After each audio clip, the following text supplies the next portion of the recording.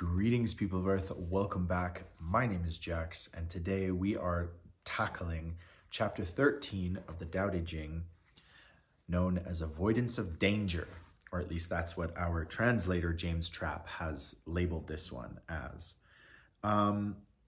This verse, this chapter, basically, we're going to talk about duality, how two things you think of as totally opposite are actually very closely connected. We're going to talk about self-image, self-worth, and basically if you can apply these principles to yourself and the idea of self-love, taking care of yourself, you can also apply them to your business or administering a kingdom, as we're going to see in this verse. So there's quite a bit to talk about.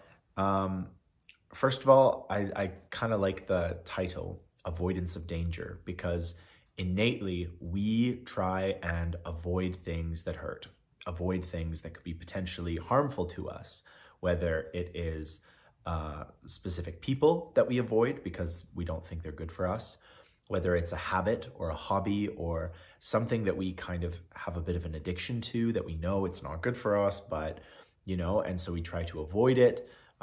Whether it's getting over like a love, you're getting over like a past lover or something. And, the best way to do it, everybody says, is to avoid and to try and create distance and space. And so we kind of innately do this. And it even comes back to sort of when you're a little kid and you touch a hot pot or a pan that's cooking or something, and you immediately recoil, you're avoiding the danger. And then from then on out, you know, oh, that's hot. I got to avoid that. That's dangerous to my health. So I do like the title. Typically, I'm not a big fan of these titles in this translation, but I think it fits. It's just this time.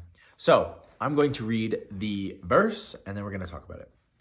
Favor and disgrace are equally perilous, and each should be given the same respect as your own life. Why do I say favor and disgrace are equally perilous? Favor raises you to the heights. Disgrace plunges you to the depths. Both situations are equally perilous. Why do I say they should be given the same respect as your own life? If you encounter great peril, it is so because it threatens your life.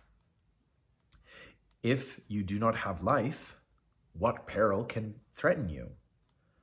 Thus, a person who holds his life in greater respect than the whole kingdom is fit to be entrusted with the kingdom. A person who loves his life more than the whole kingdom is fit to be entrusted with the kingdom.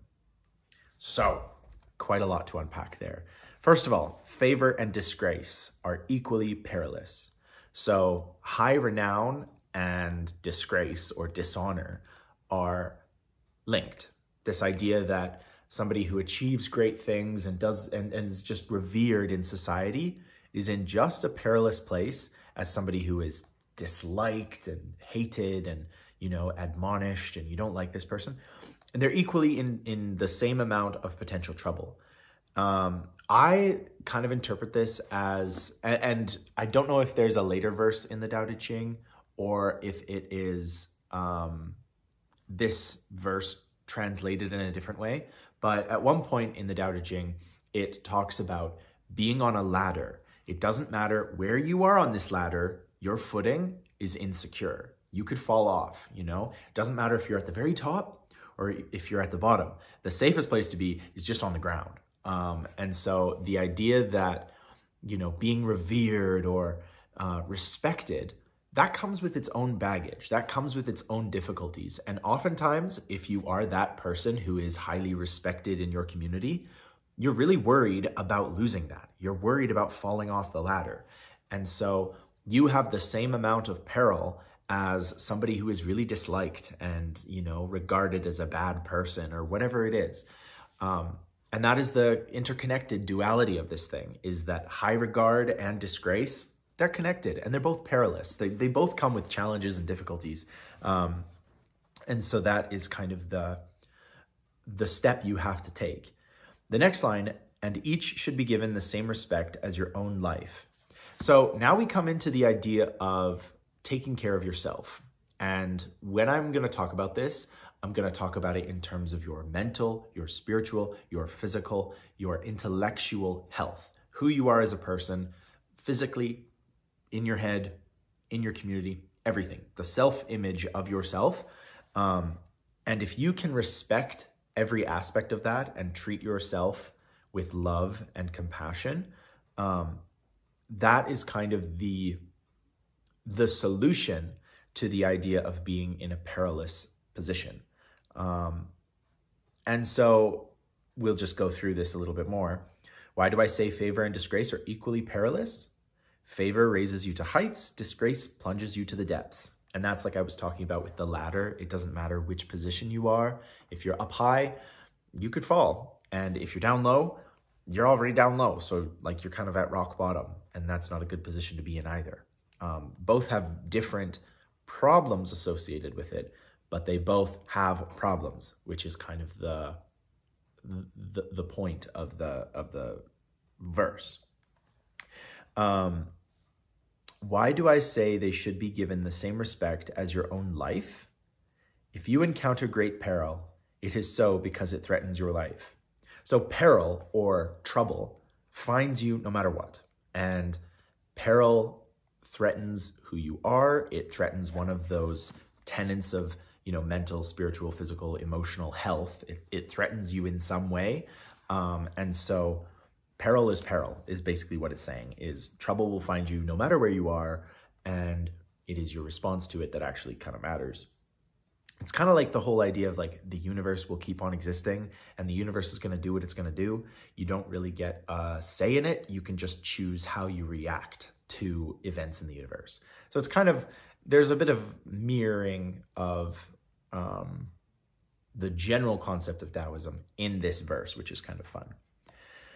A person who holds his life in greater respect than the whole kingdom is fit to be entrusted with the kingdom.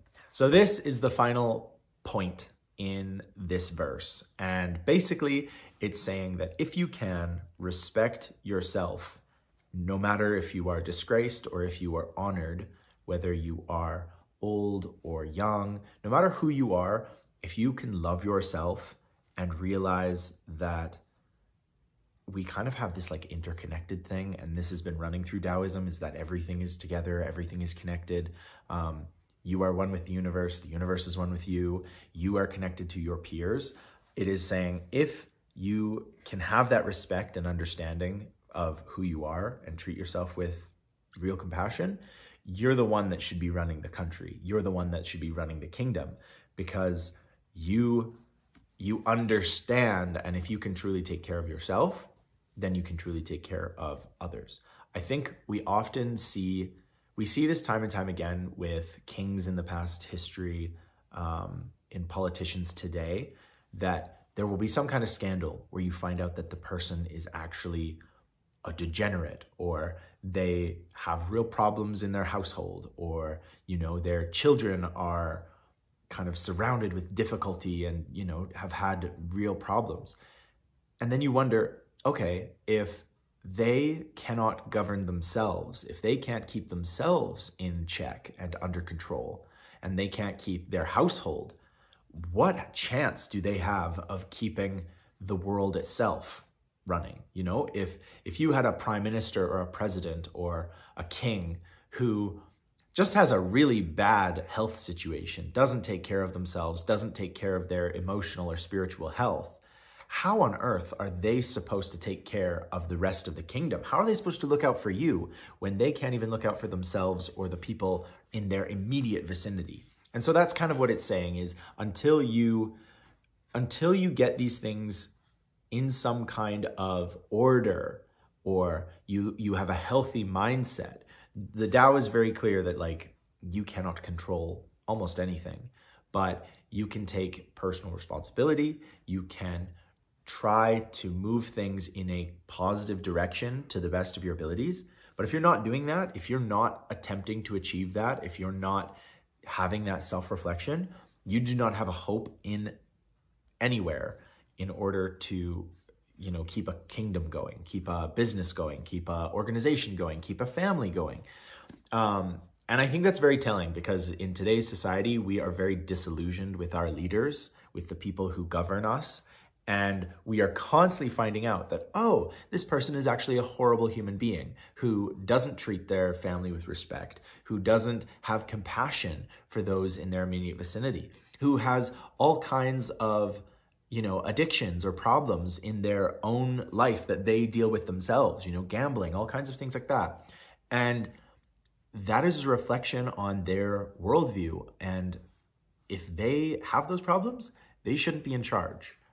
They should not be running the country. We all have problems in our lives, but if you've got these serious problems, you should not be looking to govern and control what other people are doing to running the kingdom.